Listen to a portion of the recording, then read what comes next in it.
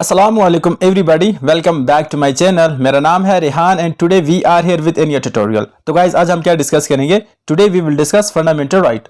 आज हम देखेंगे फंडामेंटल राइट के ऊपर इंपॉर्टेंट एमसीक्यूज और उसकी फुल एक्सप्लेनेशन। ठीक है, आप समझ सकते हैं यहाँ पे हम theory as well as MCQs दोनों को कवर करने की कोशिश करेंगे। आपको बहुत अच्छी वीडियो मिलने वाली है। और देखो हमने क्या किया है, जो भी प्रीवियस ईयर क्वेश्चन पेपर हो चुके हैं उनमें से जो फंडामेंटल राइट के ऊपर इंपॉर्टेंट क्वेश्चन आए थे तो हमने यहाँ पे लाने की कोशिश की है। ऑलराइट, हमने यहाँ पे लाने की कोशिश की है और कुछ एक्सपेक्टेड क्वेश्चन रखे हैं जो आपको आगे काम आ सकते हैं, जो भी आप आगे एग्जाम देंगे। ठीक है, definitely a lot to know, a lot to discuss as always. But आगे बढ़ने से पहले कहेंगे कि आप मेरे चैनल को जरूर सब्सक्राइब करें ताकि जब मैं कोई नई वीडियो डालूं तो आपको उसकी नोटिफिकेशन जरूर मिले। ऑलराइट, तो चलिए स्टार्ट करते हैं। स्टार्ट करने से पहले देख लो इंपॉर्टेंस की क्या क्या, जो भी मैंने एग्जाम यहाँ पे मेंशन कर रखे हैं तो डेफिनेटली इन एग्जाम में इसे क्वेश्चन जरूर बनेंगे। तो चलिए अब स्टार्ट करते हैं आज की इस वीडियो को with question number 1। Question number 1 क्या कहता है? देखो मैं क्वेश्चन नंबर 1 पढ़ूंगा, आपको 3 से 5 सेकंड का टाइम दिया जाएगा और आप उसका आंसर करेंगे, फिर मैं उसको यहाँ पे अच्छी तरह से एक्सप्लेन करूंगा। ऑलराइट, ठीक है, स्टार्ट करते हैं।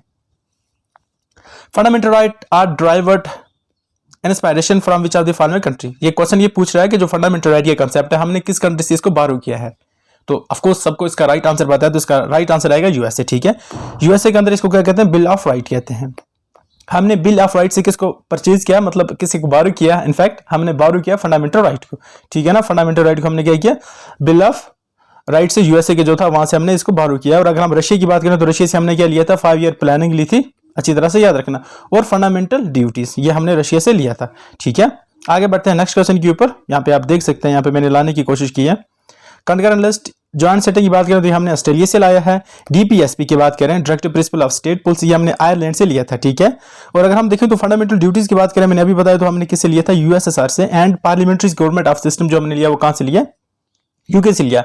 आप क्या सकते हैं कि सर हमने जो मतलब बाइकैमरल लेजिस्लेचर का सिस्टम या कंसेप्ट इंडिया के अंदर है तो हमने कहां से लिया है? वो यूके से लिया है। ऑलराइट, इतना क्लियर होगा। आगे बढ़ते हैं नेक्स्ट क्वेश्चन की ओर। In which part of the Indian constitution the fundamental right are provided. तो इंडिया के कानून की बात करें तो किस पार्ट में फंडामेंटल राइट को प्रोवाइड किया गया, मतलब दिया गया। ठीक है ना, आपको पता है जब कानून बना था तब हमारे पास कितने पार्ट थे पता होगा। आज कितने पार्ट हैं? आज हमारे पास 25 पार्ट हैं और आप देखें तो नियर अबाउट 12 शेड्यूल्स हैं। कितने शेड्यूल्स हैं? 12 शेड्यूल्स हैं, 25 पार्ट्स हैं। और टोटल आर्टिकल देखें एट द टाइम ऑफ जब वो मतलब किया अडॉप्ट किया गया था, जब कानून अडॉप्ट किया था तब हमारे पास 395 आर्टिकल थे। ठीक है, बट अगर हम आज की बात करें तो आज हमारे पास नियर अबाउट 465 प्लस आर्टिकल बन जाते हैं। ये आप याद रखना। तो क्वेश्चन पूछ रहा है कि किस पार्ट में फंडामेंटल राइट को प्रोवाइड किया गया है। ठीक है, आप इसका आंसर जल्दी से बताएं। सबसे आसान क्वेश्चन आज का, तो पार्ट 3 में प्रोवाइड किया गया। ठीक है ना, पार्ट फर्स्ट में क्या है? Union and it's territories. ठीक है, पार्ट सेकंड में क्या आता है? सिटीजनशिप आ जाता है पार्ट सेकंड की अगर हम बात करें। और पार्ट 3 में क्या आ जाता है? Fundamental right. ऑलराइट, पार्ट 4 में क्या आ जाता है? DPSP, directive principle of state policy. And part 5 में क्या आ जाता है आपको पता होगा। और डीपीएसपी के साथ पार्ट 4A की बात करें तो वहां पे आ जाता है फंडामेंटल ड्यूटीज आ जाता है। इतना क्लियर है? आगे बढ़ते हैं, मैंने एक्सप्लेन किया यहाँ पे। पार्ट सेकंड में आ जाता है फंडामेंटल सिटीजनशिप एंड ये आर्टिकल 5 से 11 तक है। इतना क्लियर है। पार्ट 4 की बात करें तो इसमें डीपीएसपी आता है और आर्टिकल 36 से 51 तक है। ये बहुत ज्यादा इंपॉर्टेंट है। ठीक है, याद रखना। उसके बाद पार्ट 5 की बात करें तो यूनियन के बारे में आता है, इसमें प्रेसिडेंट के बारे में आता है। ठीक है ना, जो लेवल होम मिनिस्टर, पीएम के बारे में आता है सब कुछ 52 से 151 तक। पार्ट 4 की बात करें तो फंडामेंटल ड्यूटी जो मैंने अभी आपको बताया। और अगर हम आज प्रेजेंट की बात करें तो हमारे पास कितने पार्ट हैं? 25 पार्ट्स हैं। और मैंने कहा था जब हमने अडॉप्ट किया था कानून तब हमारे पास 22 पार्ट थे। इतना क्लियर है? आगे बढ़ते हैं नेक्स्ट क्वेश्चन की ओर। हमने अडॉप्ट किया था आवर कॉन्स्टिट्यूशन, जब अडॉप्ट हुआ था तब हमारे पास टोटल कितने फंडामेंटल राइट थे? ठीक है ना, तो याद रखना तब हमारे पास टोटल 7 फंडामेंटल राइट थे। ओके, और आज हमारे पास 6 हैं। जो 7वां था वो था right to property. Right to property ये हमारे पास 7वां था, बट इसको हमने क्या कर दिया? इसको हमने एबॉलिश कर दिया था। और एबॉलिश किसने किया था? मोरारजी देसाई गवर्नमेंट ने। मोरारजी देसाई गवर्नमेंट ने इसको एबॉलिश किया था। और किस अमेंडमेंट के तहत हुआ था ये एबॉलिश? याद रखना 44 कॉन्स्टिट्यूशनल अमेंडमेंट एक्ट के तहत इसको एबॉलिश कर दिया गया था। इतना कह रहा है, कॉन्स्टिट्यूशनल अमेंडमेंट एक्ट के तहत हमने इसको एबॉलिश किया था। कौन सा राइट? राइट टू प्रॉपर्टी, जो 7वां था टोटल में। ऑलराइट, आगे बढ़ते हैं। और ये था 31 आर्टिकल, आई थिंक सो, देख लेते हैं यहाँ पे। राइट टू प्रॉपर्टी की बात करें, राइट टू प्रॉपर्टी की बात करें, आर्टिकल 31 मैंने अभी बताया था, इसको डिलीट किया गया था 44 कॉन्स्टिट्यूशनल अमेंडमेंट एक्ट के जरिए, जब हुई थी 1978 के अंदर। ओके, अब क्या स्टेटस है राइट टू प्रॉपर्टी का? याद रखने तो ये एक लीगल या उसको कॉन्स्टिट्यूशनल राइट बोल सकते हैं। और ये आता है आर्टिकल 300A के तहत, ठीक है। और ये कौन से पार्ट में, पार्ट याद रखना पार्ट 12 में है ये। अब इसको कंप्लीटली डिलीट नहीं किया गया, राइट टू प्रॉपर्टी ये है हमारा राइट, बट ये फंडामेंटल राइट नहीं है। फंडामेंटल राइट वो होते हैं जो जस्टिसेबल होते हैं, ठीक है ना। अगर आपका वायलेशन हो गया तो आप सुप्रीम कोर्ट जा सकते हो, बट ये जो होता है ना, ये मतलब ये जो होते हैं ये अलग पार्ट में आ जाते हैं, लीगल राइट में आ जाते हैं, और कॉन्स्टिट्यूशनल राइट कभी कभी कहते हैं। आ गया, यहाँ पे मैंने लिस्ट लाने की कोशिश किया, देख सकते हैं। यहाँ पे स्टार्ट करते हैं। फंडामेंटल राइट हमारे पास कितने हैं, 1 2 3 4 5 6, टोटल 6 हैं। क्या नाम है उनके? सबसे पहले अगर हम देखें तो हमारे पास आ जाता है राइट टू इक्वलिटी, ठीक है। दूसरे नंबर पे क्या आ जाता है, राइट टू फ्रीडम। तीसरे नंबर पे आता है राइट अगेंस्ट एक्सप्लॉयटेशन। चौथे नंबर पे right to freedom of religion, cultural and educational right, और सबसे इंपॉर्टेंट जो है राइट टू कॉन्स्टिट्यूशनल रेमेडीज, ठीक है, जिसको कहते हैं heart and soul of the Indian constitution. इसको doctor B R Ambedkar sir ने कहा था, तो आगे क्वेश्चन आ गया तो आप उसको आंसर दे दें मुझे, ठीक है। सिंपली यहाँ पे मैंने एक्सप्लेन करने की कोशिश की है। स्टार्ट करेंगे यहाँ से देखो मैंने यहाँ से अच्छी तरह से एक्सप्लेन करके रखा है। आप इस तरह जाएंगे, इस तरह जाएंगे, इस तरह जाएंगे, इस तरह जाएंगे, तो we have total 6 fundamental article and that are mention here in this photo. Okay, आप देख सकते हैं यहाँ पे अच्छी तरह से। एंड ओरिजिन याद रखना, ओरिजिन हमने यूएसए से लिया था। आई होप अगर मेरी स्पीड थोड़ा सा तेज है तो आप वहां पे स्लो करके इसको दे सकते हैं, अदरवाइज आजकल तो सभी 2x पे देखते हैं, तो दैट्स वाई मैं भी थोड़ा तेज चलने की कोशिश कर रहा हूँ, ताकि आपको देखो यहाँ से नॉलेज प्रोवाइड करने, ऐसा नहीं है कि मैं कुछ फालतू बकवास करता रहूँ। तो जो भी टू द पॉइंट है वो चीज़ें मैं आपको यहाँ पे बताने की कोशिश करूंगा, एंड बाकी जो चीज़ें आप अलग से भी पढ़ सकते हैं, ठीक है। यहाँ पे मैं ये लाने आया हूँ, एक तो आपके लिए रिवीजन सीरीज है, और दूसरा आपकी जो प्रैक्टिस है वो कहाँ तक पहुंची है, ठीक है। आप कितना ठीक कर रहे हो, अभी तक आपको पता चल गया होगा, तो आप कितना ठीक कर रहे हो। टाइम जाए किए बगैर हम स्टार्ट करते हैं नेक्स्ट क्वेश्चन के ऊपर। Definition of state mention in which of the following article. जो स्टेट के बारे में भाई उसकी डिफिनेशन कहाँ पे मेंशन की गई है, जल्दी से बताएं आप। बहुत आसान क्वेश्चन है। तो डेफिनेटली आर्टिकल 12 में स्टेट की डिफिनेशन मेंशन किया है। देखिए यहाँ पे मैंने लिखा है डिफिनेशन, आर्टिकल 12 में डिफिनेशन ऑफ स्टेट है। आर्टिकल 13 की बात करें तो ये कहता है law inconsistent doctrine of judicial review, मतलब जुडिशियल रिव्यू के बारे में यहाँ पे बताया आर्टिकल 30 में। और फंडामेंटल राइट जो है वो जस्टिसेबल है, जस्टिफाइबल है। ओके, इसका क्या मतलब है, आप सुप्रीम कोर्ट जा सकते हो अगर आपके फंडामेंटल राइट की वायलेशन हो रही है। आगे बढ़ते हैं नेक्स्ट क्वेश्चन की ओर। Which of the following article of the Indian constitution guarantee, क्या बोलता है, गारंटीज बोलता है equality before law and equal protection of law within the territory of India. तो कानून का कौन सा आर्टिकल है जो आपको प्रोवाइड करता है equality before law and equal protection of law, ठीक है ना। इसमें क्या होता है कि सब बंदे इक्वल हैं, किसी के पास कोई भी स्पेशल प्रोविजंस नहीं है, एब्सेंस ऑफ स्पेशल प्रोविजंस, और इक्वलिटी होती है सब में। तो अगर हम देखें तो ये आर्टिकल 14 हमें प्रोवाइड करता है। ऑलराइट, यहाँ पे आप देख सकते हैं इक्वलिटी के लिए हमने क्या यूज किया, लेबल यूज किया है। देख लेते हैं इंपॉर्टेंट फैक्ट, देख लेते हैं इसके रिलेटेड। अगर हम देखें तो इक्वलिटी बिफोर लॉ का ये कंसेप्ट कहां से आता है, इक्वलिटी बिफोर लॉ का कंसेप्ट आता है ब्रिटेन से, ठीक है ना। और इक्वल प्रोटेक्शन ऑफ लॉ ये कहां से आता है, ये यूएसए से आता है। इंपॉर्टेंट पॉइंट है, याद रखना। आजकल क्वेश्चन वो नहीं आते कि भाई आपने फंडामेंटल राइट कहां से लिया, आपने डीपीएसपी कहां से लिया। आज क्वेश्चन आ जाता है कि ये इक्वलिटी बिफोर लॉ ये हमने कहां से ये कंसेप्ट बारू किया, तो आप बोलेंगे सर ब्रिटेन से। And equal protection of law ये कंसेप्ट हमने कहां से बारू किया, तो आप बोलेंगे सर ये यूएसए से हमने बारू किया है, ठीक है। यूएसए की बात करें तो यूएसए से कहां से, याद रखना जब उनकी 14 कॉन्स्टिट्यूशनल अमेंडमेंट एक्ट हुआ था यूएसए के अंदर, और उनका जो सेक्शन 4 था वहां से हमने ये कंसेप्ट लाया था। ऑलराइट, देखो यूएसए के अंदर भी सब कुछ इनिशियली नहीं डाला गया था, with the passage of time जब उनका कॉन्स्टिट्यूशन ग्रो कर रहा था, जब नए नए हालात से वो मतलब दो चार हो रहे थे, तो उन्होंने फर्दर अमेंडमेंट करना शुरू कर दी, और जो अच्छे पॉइंट हमें लगे हमने उठाकर अपने कानून में डाल दिए, सिंपल एज इट इज। आगे बढ़ते हैं नेक्स्ट क्वेश्चन की ओर। ओके, क्या कहता है, in the Indian constitution right to equality is granted. Okay, अगर राइट टू इक्वलिटी की बात देखें तो ये 5 आर्टिकल पे मुश्तमिल है, ठीक है। आर्टिकल 14 से आर्टिकल 18 तक हम इसको डिटेल में पढ़ेंगे, डोंट वरी। अगला क्वेश्चन क्या कहता है, बहुत इंपॉर्टेंट क्वेश्चन है, देख लेना। Under which article of the constitution reservation, क्या काम है, reservation and admission to educational institution including private unaided to OBC ST is made. किस कानून के तहत रिजर्वेशन है प्राइवेट इंस्टीट्यूशन में जो अनएडेड है, मतलब किस कानून के तहत हम इनको रिजर्वेशन दे सकते हैं, एसटी को एससी को, एडमिशन के रिलेटेड या एजुकेशनल इंस्टीट्यूशन में, ठीक है। एडमिशन कहां पे मिल सकता है उनको, याद रखना। इसका राइट आंसर आ जाएगा option, okay let me check, हाँ ऑफ कोर्स ऑप्शन 15 सी इसका राइट आंसर आ जाएगा। ऑप्शन 16 की बात करें तो ये करता है एम्प्लॉयमेंट के बारे में, ठीक है, कि सबको पब्लिक एम्प्लॉयमेंट बराबर मिलना चाहिए। थोड़ा सा एक्सप्लेन कर लेते हैं इसको, देख लेते हैं। आर्टिकल 15 को एक्सप्लेन करते हैं। एंड जनरल अंग देखें तो ये प्रोहिबिशन ऑफ डिस्क्रिमिनेशन कहता है on the ground of religion, race, caste, sex or public birth, place of birth, sorry, ठीक है। 15(1) क्या कहता है, देख लेते हैं।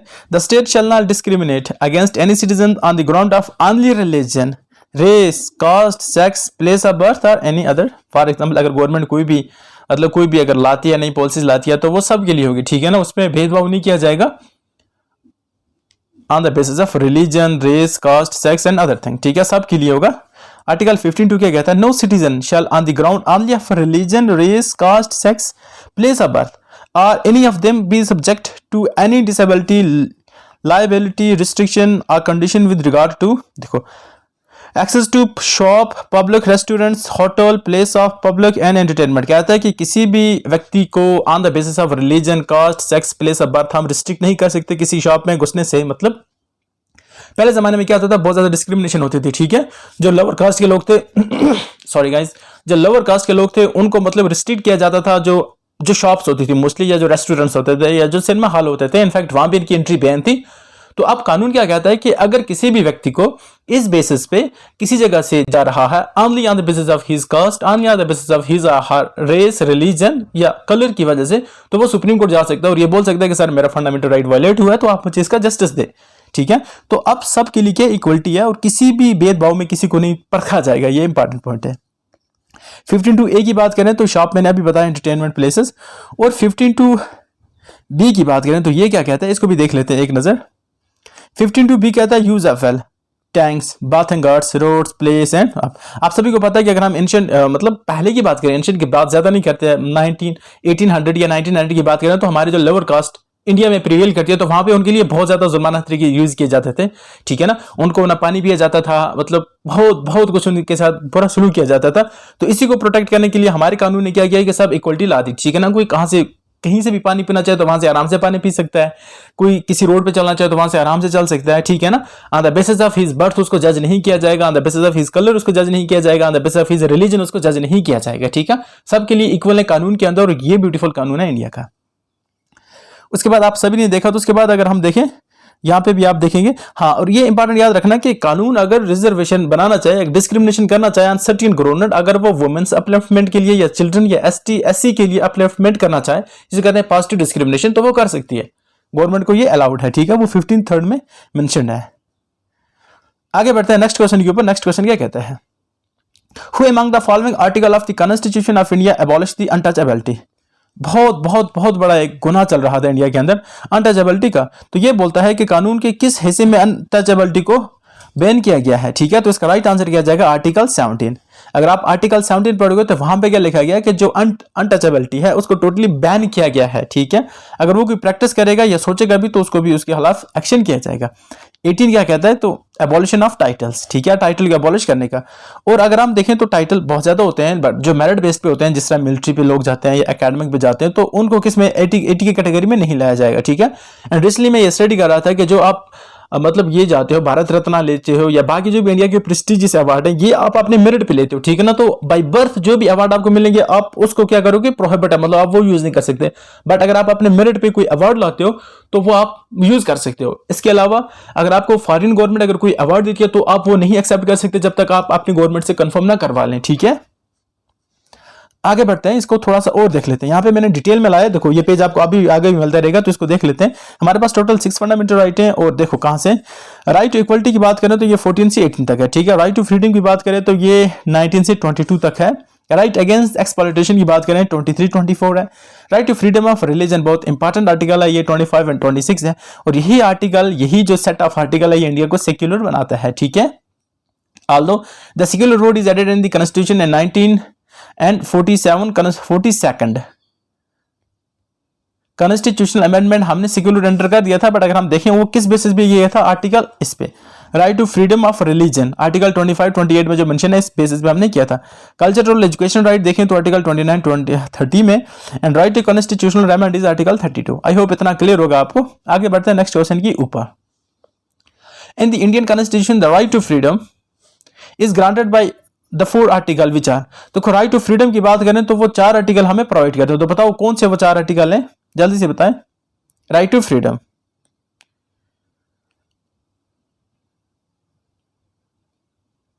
तो वो आ जाते हैं आर्टिकल 29 टू मुझे लगता है article 16, I am bit confused. Right to equality, right to freedom, हाँ ओके, ये आएंगे आर्टिकल 19 से 22 तक। यार ऑफ कोर्स इसको मुझे दोबारा से चेक करना पड़ेगा, लेट इसकी एक्सप्लेनेशन देख लेते हैं पहले। ठीक है, मैंने क्या कहा 90 से 22 तक। ठीक है, 90 से 22 तक हमारे पास क्या मिलते हैं, हमारे पास ये 4 फंडामेंटल राइट है। आप इसको काउंट करेंगे 19, 20, 21, 22, तो आपको 4 मिले यहाँ पे। तो ये आपको क्या बनाते हैं, राइट टू फ्रीडम के बारे में आपको ले जाते हैं, ठीक है। अब 19 की बात करें तो इसके अंदर फर्दर 6 आर्टिकल आपको मिलेंगे, ठीक है, ABCDE के नाम से। ऑफ कोर्स देख लेते हैं। राइट टू फ्रीडम 19 की बात करें तो आपको मैंने कहा था ना ये आर्टिकल मिलेंगे। फ्रीडम ऑफ स्पीच, सबसे पहले आप फ्री होना चाहिए, आप कोई भी वॉइस चलते हो, ठीक है ना, ऐसे नहीं कि आप कुछ भी बकवास करते फिर, बट हाँ जो एक्सेप्टेबल हो, जो इसके बेसिस पे आप जेल ना जा पाए, तो उसको राइट टू फ्रीडम में आएगा, ठीक है। राइट टू एक्सप्रेशन हो गया, एक्सप्रेशन मतलब आप अपने वर्ड को एक्सप्लेन कर सकते हो through debates, through newspaper, through other social medias, ये हो गया।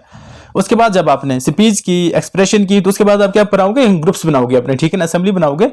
तो याद रखना जो आप असेंबली बनाओगे, जो आप ग्रुप्स बनाओगे, जो आप ऑर्गेनाइजेशन बनाओगे, वो अनआर्मड होना चाहिए। उसके बाद हथियार वगैरह नहीं होना चाहिए, पीसफुल होना चाहिए। फ्रीडम ऑफ एसोसिएशन, जब ग्रुप बनाओगे तो उनमें एसोसिएशन होगी। उसके बाद क्या करोगे, आप प्रोफेस करोगे। फॉर एग्जांपल आपने ग्रुप बनाया, भाई उसको किसके लिए बनाया, ठीक है ना, आप शांति फैलाने के लिए, पीस फैलाने के लिए, तो वो क्या करेंगे, प्रैक्टिस करेंगे, ठीक है। और क्या होता है कि वो जाएंगे, मतलब वो जो इस तरह याद रखोगे कि वो थ्रू आउट द इंडिया जाएंगे, ठीक है, थ्रू आउट द इंडिया जाएंगे, है ना, और क्या करेंगे, बताएंगे अपना मैसेज, और वहां पे क्या करेंगे, वो अपने प्रोफेशन भी कुछ अख्तियार कर लेंगे। ये इस तरह मीनिंग याद कर सकते हैं, बाकी जरूरी नहीं है इसको याद करने का, आप अपने तरीके से भी याद कर सकते हैं। क्या कहता है article, which article of the constitution of India is related to the freedom of press. Freedom of press से कौन सा आर्टिकल रिलेट करता है, यहाँ पे इंपॉर्टेंट क्वेश्चन है, यहाँ पे मैं इमेज भी लाने की कोशिश किया। तो ये आर्टिकल 9(1)(a) की बात करता है। तो ये किसके बारे में बात करता है, फ्रीडम ऑफ प्रेस की बात करता है, ठीक है ना। और फ्रीडम ऑफ प्रेस को क्या बोलता है, या प्रेस को बोलते हैं हम, या मीडिया को बोलते हैं, fourth pillar of democracy. Which of the following is not covered under Article 20 Protection and Respect of Convention for Offences। तो किसको हमने नहीं किया है आर्टिकल 20 के तहत, देखो option B, option C, option D भी है, ठीक है ना। अगर हम देखें तो राइट टू लिवलीहुड, ये किस में आता है, लिवलीहुड ये आता है 21 में, ठीक है ना, 21 में आता है, आर्टिकल 21 में आता है ऑप्शन ए। तो इसलिए ऑप्शन ए हम बाहर निकाल देंगे। इतना ही हो, क्लियर होगा। आगे बढ़ते हैं नेक्स्ट क्वेश्चन के ऊपर। ये इंपॉर्टेंट क्वेश्चन है। क्वेश्चन क्या कहता है, मैं थोड़ा सा इसको देख लेता हूं। राइट टू एजुकेशन, जो बहुत ही इंपॉर्टेंट राइट है, was added as the fundamental right in the constitution of India. तो राइट टू एजुकेशन की बात करें तो ये बहुत ही ज्यादा बेसिक और फंडामेंटल राइट है, और ये किस आर्टिकल के साथ ऐड किया गया, मतलब अमेंड करके उसमें ऐड किया गया। तो याद रखना 21A को राइट टू एजुकेशन के नाम से जाना जाता है। डिटेल में देख लेते हैं थोड़ा सा। राइट टू एजुकेशन की बात करें, ये 21A में आता है, declare the state shall provide free and compulsory education to all children age of 6 to 14। State की रिस्पॉन्सिबिलिटी है कि भाई आप कंपलसरी और फ्री एजुकेशन प्रोवाइड करोगे जो बच्चे हैं 6 से 14 साल तक। ये एज यहाँ पे क्लास की मैटर नहीं है, याद रखना, ठीक है। This provision make only elementary education a fundamental right and not higher education, professional education. याद रखना इंडिया के अंदर अभी भी हायर एजुकेशन या प्रोफेशनल एजुकेशन उसको हम फ्री नहीं बोल सकते। अगर आप स्वीडन या डेनमार्क की बात करें तो जो स्कैंडिनेवियन कंट्री है ना, वहां पे भाई आप अगर पीएचडी करोगे ना तो वो भी आपको फ्री करवा देगी स्टेट, ठीक है ना। वहां मतलब इतने ज्यादा वो लोग एडवांस है, बट हाँ हमारे यहाँ चलो एटलीस्ट प्राइमरी एजुकेशन जो है वो फ्री है, ठीक है। बहुत ज्यादा लोग नहीं अफोर्ड कर पाते, तो इनके लिए अच्छा पॉइंट था। This provision was added by the 86 constitution amendment act 2002, ठीक है। अगर हम देखें तो राइट टू एजुकेशन 21A में जो आता है, राइट टू एजुकेशन जो हर बच्चे को 6 से 14 साल तक गवर्नमेंट प्रोवाइड करेगी, सरकार प्रोवाइड करेगी। तो ये कब अमेंडमेंट करके डाला गया था कानून में, याद रखना ये 86 अमेंडमेंट के तहत डाला गया था, जो होगी थी 2002 में। मैं थोड़ा तेज जा रहा हूं, I am sorry for that, but we have to complete it within a minimum time, ठीक है। उसके बाद देख लेते हैं क्या कहता है। बिफोर 86 कॉन्स्टिट्यूशनल अमेंडमेंट एक्ट की बात करें, the constitution contain a provision for free and compulsory education for children under as of under article 45 and part 4 of the constitution. देखो क्या होता है कि हमारे पास कुछ आइडियल्स होते हैं कानून के अंदर, या हम बोल सकते हैं कुछ हमारे पास सेट ऑफ गोल्स होते हैं, ठीक है, जिसको हम क्या बोलते हैं, डीपीएसपी। उनको हमें अचीव करना पड़ता है जब हमारे पास रिसोर्सेज होंगे। मैं अपनी बात नहीं करूं, मैं स्टेट की बात करता हूं। आपके पास सेट ऑफ टारगेट होंगे जिसको हम कहते हैं डीपीएसपी। जब आपके पास वो रिसोर्सेज होंगे तो आप उसको कानून बना देंगे, उसको मतलब कंपलसरी या फंडामेंटल राइट बना देंगे, ठीक है। एंड इसीलिए हमारे पास जो ऑप्शन है, ये जो फ्री एंड कंपलसरी एजुकेशन की बात करें तो ये कानून में मेंशन थी आर्टिकल 45 में, ठीक है ना। बट वो एक फंडामेंटल राइट नहीं था। जब रिसोर्सेज एनफ हो गए तो उसको गवर्नमेंट ने क्या बना दिया, ये कानून ने क्या बना दिया, सरकार ने उसको क्या बना दिया, एक फंडामेंटल राइट बना दिया। आई होप इतना क्लियर होगा। आगे चलते हैं। Which article of the Indian Constitution contain protect Indian Constitution protect persons right to travel abroad। तो इसका राइट आंसर क्या आ जाएगा, आर्टिकल 21A, ठीक है। आगे बढ़ते हैं नेक्स्ट क्वेश्चन की ऊपर। यहाँ पे देख सकते हैं मैंने फिर से हर तरह से लाने की कोशिश किया। याद किस तरह करेंगे, अच्छी तरह से, ठीक है। तो आर्टिकल 21A में क्या क्या आता है, देखो यहां से स्टार्ट करें, ओके, इस तरह घूमते हैं। Right to education, right to shelter, right to medical care, right to food, right to livelihood, right to privacy, right to health. भाई इसमें नियर अबाउट 20 से ज्यादा आते हैं, तो राइट टू प्राइवेसी बीसी में आता है। बहुत ज्यादा हैं जो मैंने यहाँ पे इंक्लूड नहीं किया, बट जो मोटे मोटे जो मुझे इंपॉर्टेंट लगे तो मैंने आपके सामने लाया था कि अगर आपको एग्जाम में ये चीजें नजर आए तो आप क्या लगाओगे वहां पे, सीधा आर्टिकल 21 लगाओगे। ऑलराइट, आगे चलते हैं। Which article gives safeguard to the fundamental right of arrested person. अगर कोई बंदा अरेस्ट हो जाता है तो कौन उसको सेव करता है, मतलब कौन उसको प्रोवाइड करता है, ठीक है। तो याद रखना ये आर्टिकल 22 करेगा, ठीक है।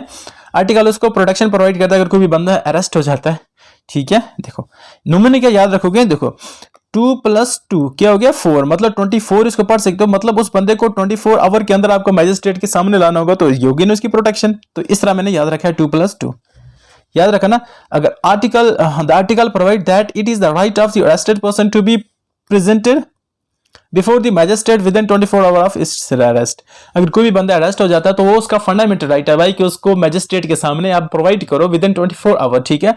बट इसमें याद रखना माइनस किया जाएगा वो टाइम, इसमें ट्रेवलिंग टाइम को माइनस किया जाएगा। मिसाल के तौर पर अगर एक बंदा है, अगर उसने क्राइम किया विद इन दिल्ली, वो बंदा था मणिपुर का, ठीक है। अब वहां पे गवर्नमेंट जाएगी या कोई भी उसके बंदे जाएंगे, गवर्नमेंट तो नहीं जाएगी, ऑफ कोर्स जो अथॉरिटीज होंगी वो जाएंगी वहां पे, उसके पकड़ कर लाएंगे। देखो वहां से यहाँ तक आने में, ट्रेवल करने में नियर अबाउट मोस्टली रोड से ट्रेवल होता है, ठीक है ना। अब इतने ज्यादा तो है नहीं कि हर एक के लिए चार्टर्ड फ्लाइट अरेंज की जाएगी, उसको लाने में नियर अबाउट 72 आवर लग जाएंगे, तो वो उनको एक्सक्लूड किया जाएगा, ठीक है ना। तो ट्रेवलिंग आवर को एक्सक्लूड करके बाकी जो टाइम होगा उसके अंदर 24 आवर के अंदर लाया जाएगा। ऑलराइट, इतना क्लियर है। आगे बढ़े नेक्स्ट क्वेश्चन की ऊपर। No person shall be prosecuted and unpunished for the same offence more than once, ठीक है, under of convention for crime given. तो कहता है कि अगर कोई भी बंदा एक क्राइम करता है तो उसको एक क्राइम के बदले में 2 बार पनिश नहीं किया जाएगा। एक बंदा एक क्राइम करता है तो उसको एक क्राइम के बदले में 2 बार पनिश नहीं किया जाएगा, तो एक क्राइम के बदले में 1 बार पनिश किया जाएगा, ठीक है। मुझे लगता है कि आपने एक मूवी देखी होगी, उसका नाम था शाहीन शाह। शाहीन शाह ये अमिताभ बच्चन साहब की थी, ठीक है ना, बॉलीवुड के जो किंग है। तो उसमें उनको डबल पनिश किया, मतलब वो क्या होता है कि थोड़ी सी स्टोरी बता देता हूं, मैं स्पॉइल नहीं करूंगा उसको।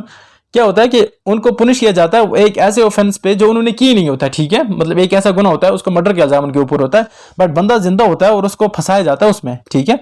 बट क्या होता है जब वो सजा पूरी करता है, जब बाहर आता है और बाहर उस बंदे को मार देता है, ठीक है ना, मतलब कानून के सामने in the presence of court, तो उस बंदे को मार देता है। तो देखो अब उसको किसकी सजा मिलेगी, उसको वो सजा थोड़ी ना मिलेगी, वो उसी बंदे को मारता है जिसके लिए वो पहले जेल जा चुका था। तो वो बोलता है सर इसको तो मैंने मार दिया, तो मुझे एक बंदे को मारने की दोबारा सजा तो नहीं मिलेगी। तो ये होता है पोस्ट फैक्टो लॉज, ठीक है। देख लेते हैं इसको क्या कहता है। ऐसा कौन सा आर्टिकल है जो प्रोवाइड करता है कि एक बंदे को डबल सजा ना मिले, तो उसको कहते हैं आर्टिकल, देखो किस तरह याद रखा है मैंने, 2 बार सजा ना मिले, ना मिले मतलब 0, 2 बार सजा ना मिले, तो ये आएगा आर्टिकल 20, हो गया ना। ये N2 को काट दो तो आर्टिकल 20 आपका आ जाएगा। एक्स पोस्ट फैक्टो लॉ को क्या कहते हैं, एक्स पोस्ट फैक्टो लॉ होता है आफ्टर द फैक्ट, मतलब new law can not apply to the people operating before the new law was passed, ठीक है। अगर एक बंदा नियर अबाउट अगर आज 10 मार्च को कोई मतलब क्राइम करता है, ठीक है, बट वो क्राइम नहीं माना जाता आज की डेट में, और आगे जाकर जुलाई में एक लॉ बनता है जिसमें जिसने ये एक्ट किया था वो क्राइम माना जाएगा, तो इस एक्ट के तहत पीछे जाके अब इसको नहीं पकड़ा जाएगा। आगे समझ आपको कि भाई आपने पास्ट में ये बंदा यहाँ पे भी है, जिंदा है, सलामत है, ये बंदे को नहीं पकड़ा जाएगा कि सर आप पास्ट में ये आपने गुनाह किया, जिसे कहते हैं एक्स पोस्ट फैक्टो लॉज। मजा आ रहा होगा, ये आपने स्लाइड पढ़ लिया अच्छी तरह से। नेक्स्ट क्वेश्चन देख लेते हैं। No child below the age of 14 years shall be employed to the work in any factory of mines or engaged in any other hazardous employment related to which article। देखो ना, मतलब जो children बात करते हैं, चिल्ड्रन की बात करें, अगर वो भी किसी इंडस्ट्री में मोस्टली जहाँ पे मतलब हजर्ट्स हो या जहाँ पे केमिकल इंडस्ट्री हो, जहाँ पे उसकी लाइफ के ज्यादा रिस्क हो, तो बताओ कि कौन से आर्टिकल में ये प्रोटेक्ट किया जाता है कि ऐसे बच्चों को जिनकी एज बहुत कम है, 14 एज से जो कम है, उनको ऐसी मतलब वहां पे एम्प्लॉय नहीं करना चाहिए। तो कौन सा आर्टिकल कहता है, जल्दी से बताओ। 14 के साथ 10 ऐड करोगे तो क्या बनेगा भाई, 14 के साथ 10 ऐड करोगे तो क्या बनेगा, 24 बनेगा, तो ले लो 24, ठीक है। बाउंड्री लेबर की बात करें, boundary labour was abolished in India by an act of parliament acted in 1776। Boundary labour जो था भाई ये बहुत खतरनाक टर्म है, ठीक है। बाउंड्री लेबर एक आप क्या लीग साइन करते हैं, एग्रीमेंट साइन करते हैं काम के लिए, फिर आपसे इतना काम करवाया जाता है कि आप सोच नहीं सकते, कमर तोड़ दी जाती है बाउंड्री लेबर में। अगर आप देखो तो बाकी कंट्रीज में बाउंड्री लेबर अभी भी है, जिस तरह पाकिस्तान की बात करो वहां पे बाउंड्री लेबर है, बट हाँ डेवलप्ड कंट्री की बात करूं तो बहुत पहले बंद कर दिया था बाउंड्री लेपर, मतलब ये किस्म के स्लेव किस्म के होते हैं, ठीक है ना, इनके साथ स्लेव जैसा व्यवहार किया जाता है कि आप ये काम करेंगे करेंगे करेंगे एट एनी कास्ट। तो सीरियसली इसको बंद कर दिया था कौन से ईयर में, 1976 में। आप इसकी एग्जांपल देख सकते हो, आपने बी मूवी देखी है ना, BHIM, ठीक है ना, वहां पे देखोगे जो मेन कैरेक्टर है ना इसमें, जिसको मार दिया जाता है लेटर ऑन, उसको बाउंडर लेबर बना के रखा जाता है, ठीक है। वो एक मुझे लगता है एक माइन में काम करते हैं, और वहां पे मतलब एट एनी कास्ट भाई आपको धूप हो बारिश हो किसी कंडीशन में आपको वहां पे काम करना होता है। आई होप इतना क्लियर होगा। आगे बढ़ते हैं, ये हमने ऑलरेडी पढ़ा है, देख लेते हैं। देखो क्या है कि विच डब्ल्यू काट दिया गया है, तो which of the following article provide right to freedom of religion, ठीक है ना। राइट टू रिलीजियस फ्रीडम कौन सा आर्टिकल प्रोवाइड करता है, तो आप मुझे बताएंगे। आर्टिकल 25 टू आर्टिकल 28, ये क्या करता है, right to freedom of religion. देख लेते हैं इसको 25 से स्टार्ट करते हैं पहले, ठीक है।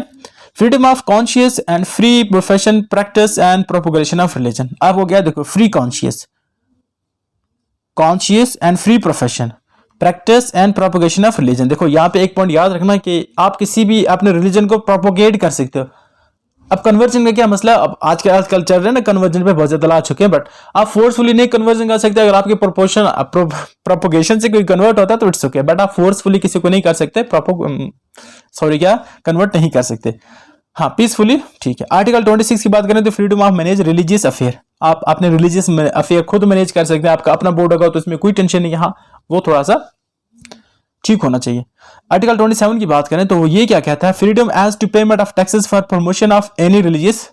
देखो ये होता है ना कि मोस्टली आपके पास लोग आते हैं कि सर हमें चंदा दो, हम ये काम करें, भाई ये आपके ऊपर फोर्स नहीं है, अगर आप चाहो तो दे सकते हो उनकी प्रमोशन के लिए, अगर आप चाहो तो नहीं दे सकते, ठीक है ना। ये आपको राइट दिया गया कानून ने, ये मतलब कंपलसरी नहीं है कि आप रिलीजियस जो भी आप टैक्स देना चाहेंगे तो ये अगर आप देना चाहते हो तो दे सकते हो, नहीं देना चाहते हो तो नहीं दे सकते, as simple as it is यार।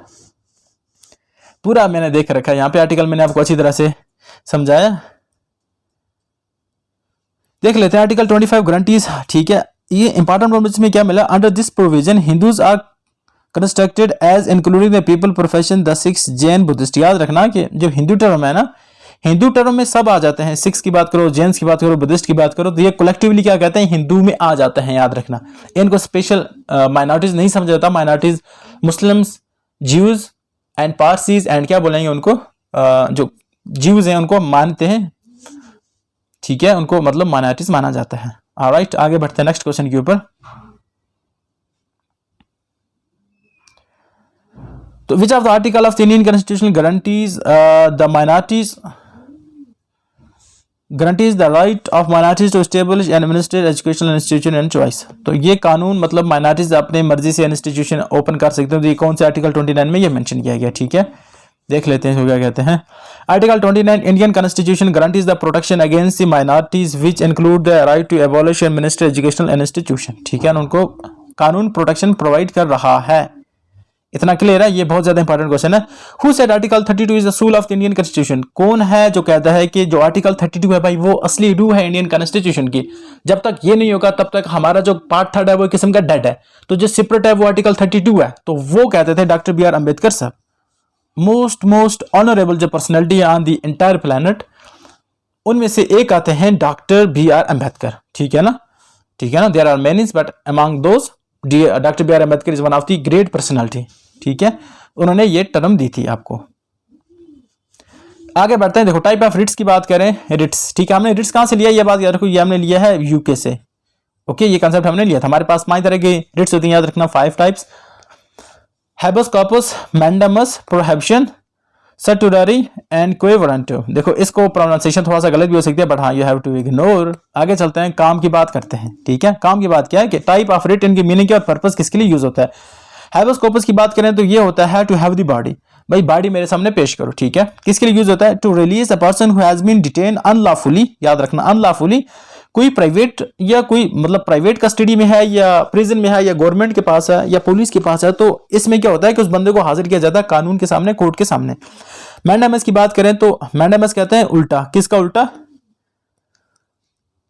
वी कमांड, याद रखना एम से होता है मैंडेमस एंड डब्ल्यू से होता है वी, तो आप इन दोनों को रिलेट करके बोल सकते हैं वी कमांड क्या होता है, to secure the performance of the public duties by the lower court, tribunals और पब्लिक अथॉरिटीज।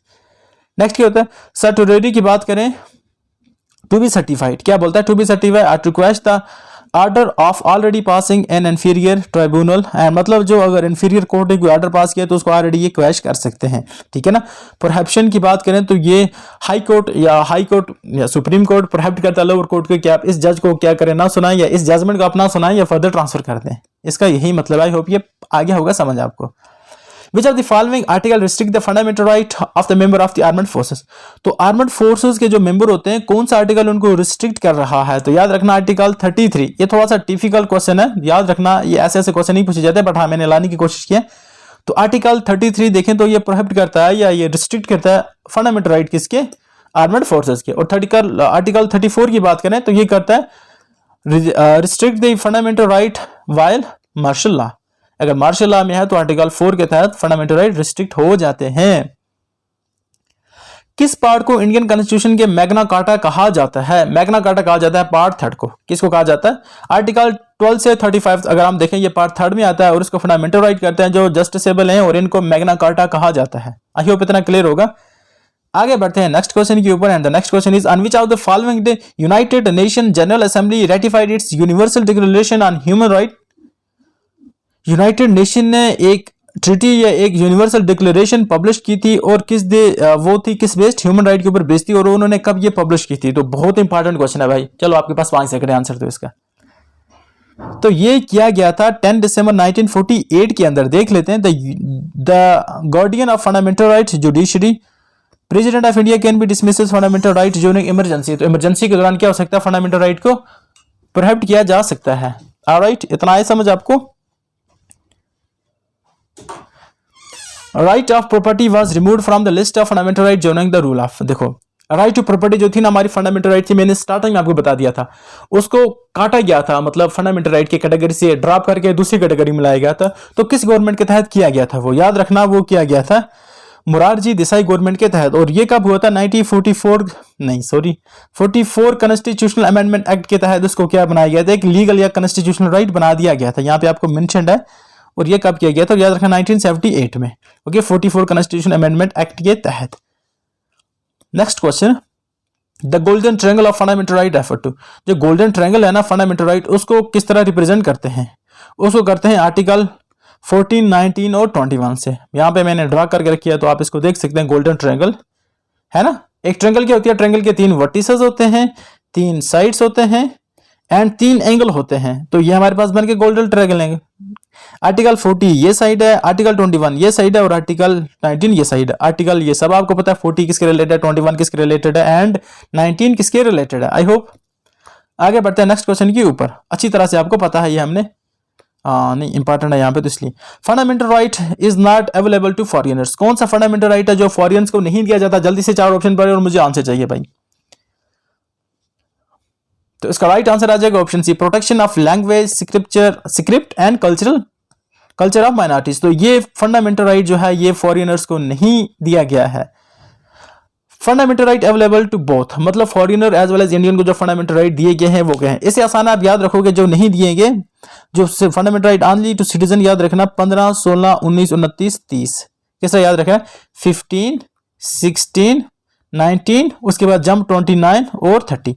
ये दिया गया है सिर्फ इंडियंस को, और इसके अलावा जो है ये फॉरेन को भी दिया गया है।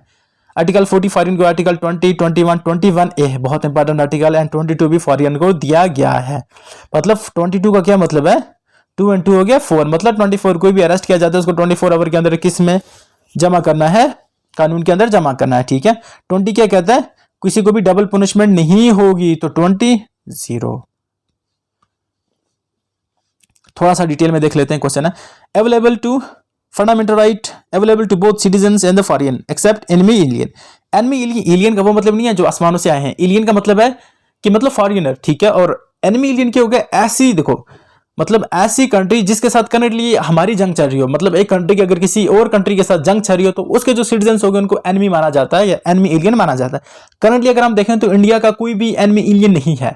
मतलब अब बोलेंगे बाकी जो हमारे नेबर्स है वो नहीं है। क्यों? ये सिचुएशन तब अराइज होती है जब वार का सिचुएशन होता है, ठीक। अगर लड़ाई चल रही है तो तब आप उनको मान सकते हो एनिमी एलियंस, वरना ऐसा कुछ भी नहीं है करंटली, ठीक है। थोड़ा सा देख लेते हैं ये क्या करते हैं। ये फोर्टिकल प्रोवाइड करते हैं 20, मैंने अभी बोला 21, 20 ये मैंने अच्छी तरह से एक्सप्लेन किया, तो I think no need to explain further because you already know it. अब है फाइनल आपके लिए क्वेश्चन एंड आपको मुझे इसका आंसर कमेंट सेक्शन में देना है, ठीक है ना। क्वेश्चन क्या कहता है, राइट टू वोट, जो वोट देने का हक है उसको फंडामेंटल राइट कहेंगे, उसको कॉन्स्टिट्यूशनल राइट कहेंगे, या फंडामेंटल और कॉन्स्टिट्यूशनल राइट दोनों का हटाव दिया जाएगा या किसी एक का भी नहीं। तो आप इसका जरूर मुझे आंसर करें, ठीक है ना। आपको कमेंट सेक्शन में इसका आंसर करना है। देखो अगर आपको हमारी वीडियो अच्छी लगी है तो आप जरूर इसको लाइक करेंगे, हमारे चैनल को जरूर सब्सक्राइब करेंगे। ये बहुत ही गलत बात है भाई, आप वीडियो को किसी फ्रेंड के साथ रेफर करो ताकि हमें अच्छे से लाइक मिले, सब्सक्राइब मिले और हमारा चैनल ग्रो हो। आप हमें सपोर्ट करेंगे तो आपके लिए हम अच्छा सा मटेरियल लाने की कोशिश करेंगे, ठीक है। तो आज के लिए इतना ही, मिलते हैं किसी और वीडियो में, तब तक के लिए अल्लाह हाफ़िज़, have a nice time ahead, thank you.